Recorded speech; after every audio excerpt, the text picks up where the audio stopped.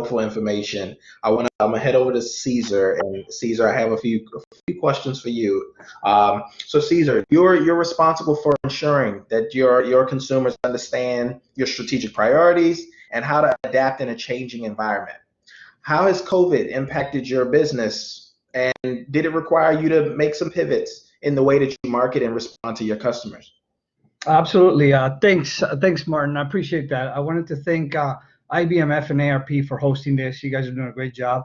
And also, I'm grateful to have Courtney and Ashley as panelists with me today. So thank you for that. When this hit in a lot of these small veteran companies like X Corp Solutions, my company, were probably just thrown in a whirlwind because everybody was waiting for the information to come out so they can then take that information and react to it. We actually put together a strategic plan that put the company on a three-phase strategic alignment with COVID, because we knew that this was going to affect us on the personnel side, on the customer side, and on the team side. Now, I sent Elvis a presentation that I actually gave. I don't know if I'm able to actually pop it up, or is that possible? Or if he can just put it up there for us. Okay, thank you, Elvis.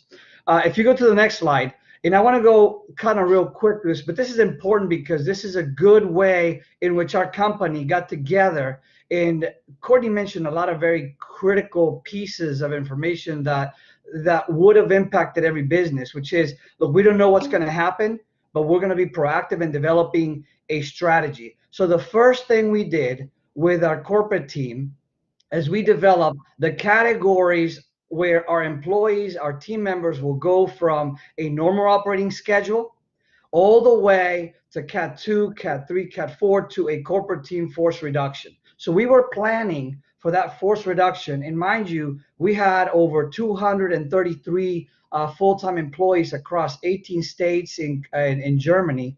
And we needed to make sure that our partners who were handling some of those FTEs were in line with us. So our strategic plan included informing every one of our employees early on, informing our customers that we had a COVID strategy and that the strategy was going to be organic and it was going to be progressively developing, and also informing our partners. So we shifted everybody into a different category. So our employees became our customers to make sure that they knew the information they needed to share with their customers, which are in turn our clients.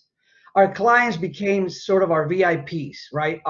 Think of them as your board of directors. We wanted to keep our customers informed as if you're informing the board of every step you're doing in the company, whether it was personnel alignment, preparedness, social distancing, protective equipment, realigning people that were moving maybe from one state to another, even informing our customers early on that if anybody was actually tested positive. So this strategic plan allowed us to put not only categories by color code, but also an action by the government, our personnel, operations, contracts, and payroll.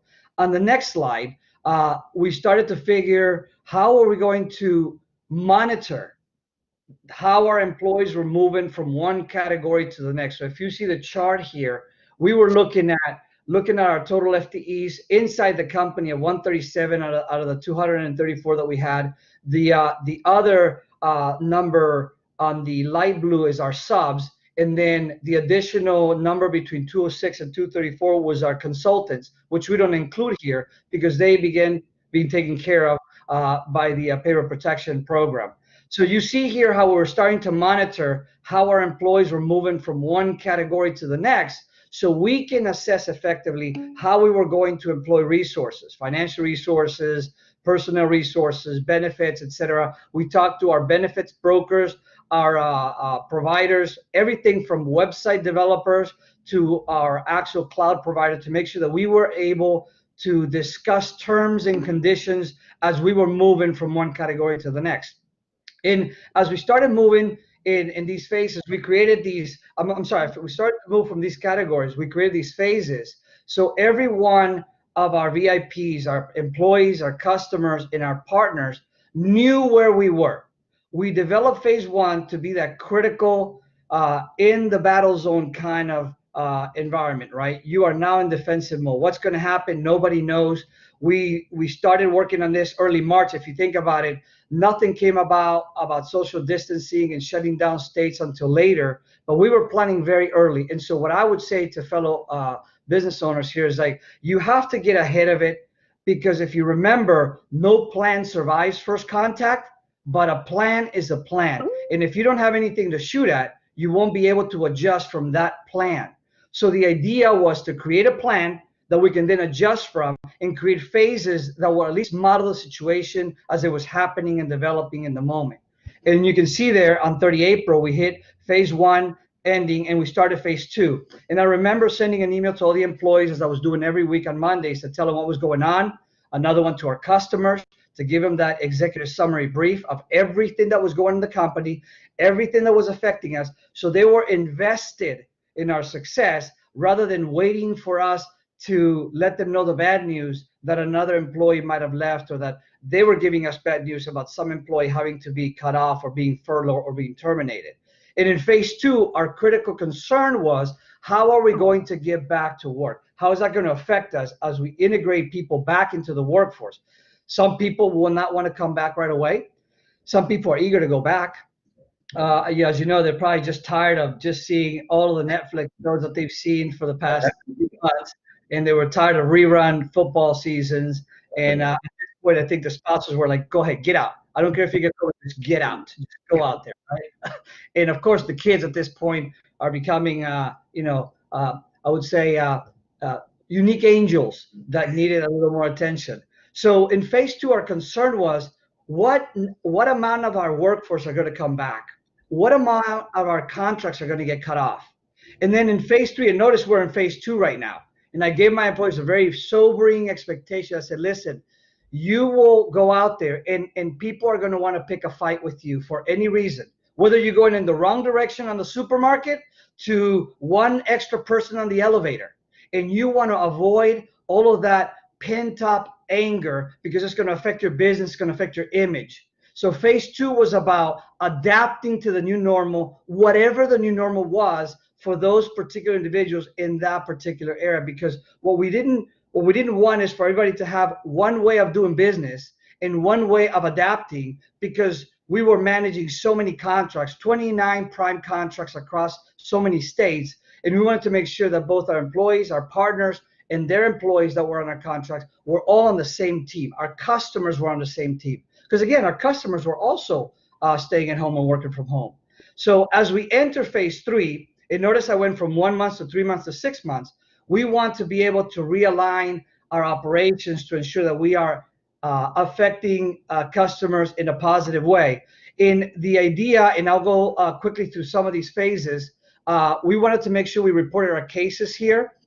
We also wanted to make sure that everybody understood what the category meant.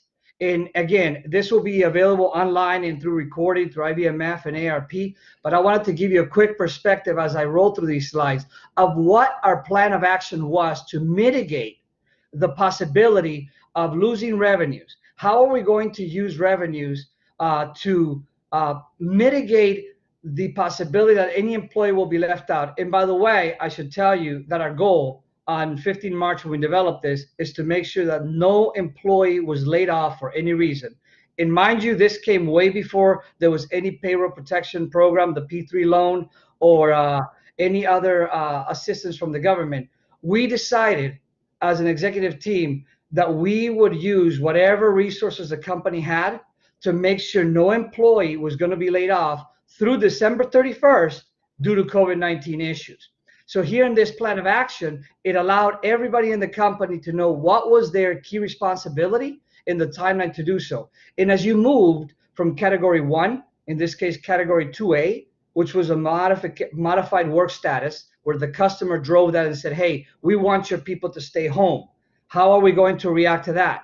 Here's the plan of action.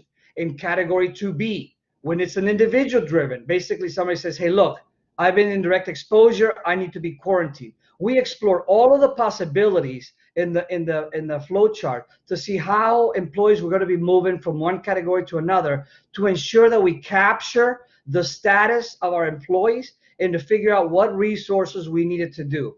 And I will slide through faster on these because I want to get to the mitigation actions that we wanted to have to ensure that, okay, well, as people move into different categories, then what are you going to use as a mitigation strategy? So we knew we had some PTO.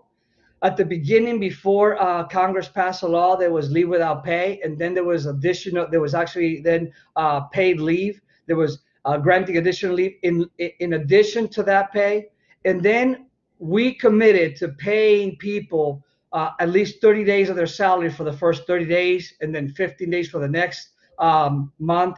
And as you can see here, we implemented some different mitigation strategies that I think a lot of small businesses probably did this too.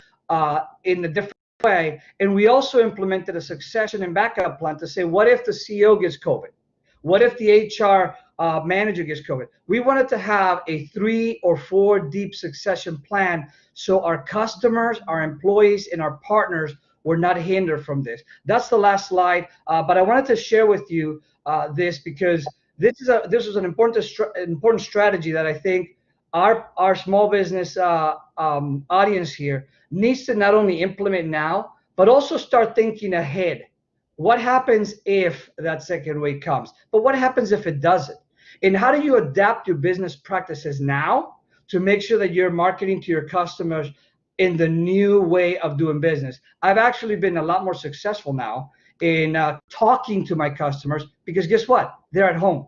They welcome the opportunity to get on a video chat or talk on the phone.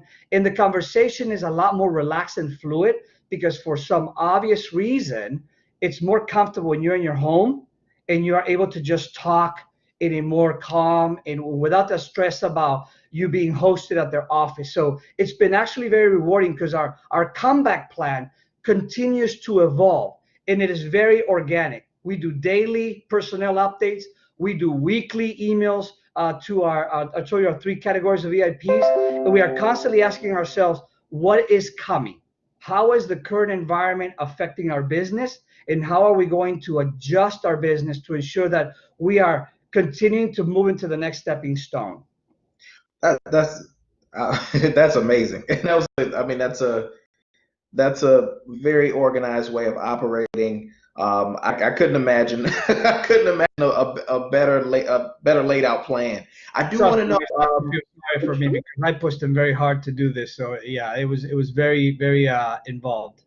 And so you said March 15th, around that time is when you released the Matrix. What did that take us through that process just a little bit? So was it a matter of like when you first heard that this pandemic's on the rise that we start planning and we created this matrix, or was it kind of what did that contingency matrix process of creating look like?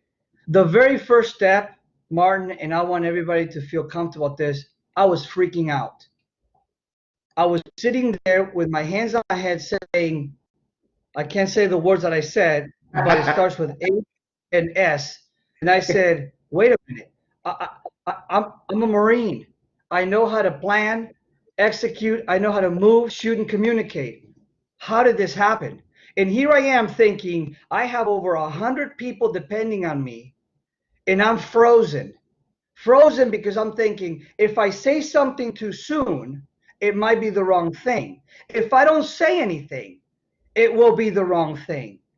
And as Courtney mentioned, at some point you just have to get up and face the music and say, okay, what's the problem?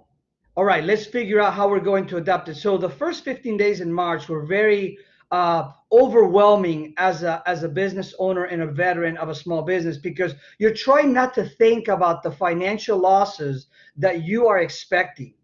You're trying to ask yourself, I just built this company. It took me 9 years to get here. And in 19 days, no pun intended, it's about to go down. And so honestly, it was overwhelming. But you know what?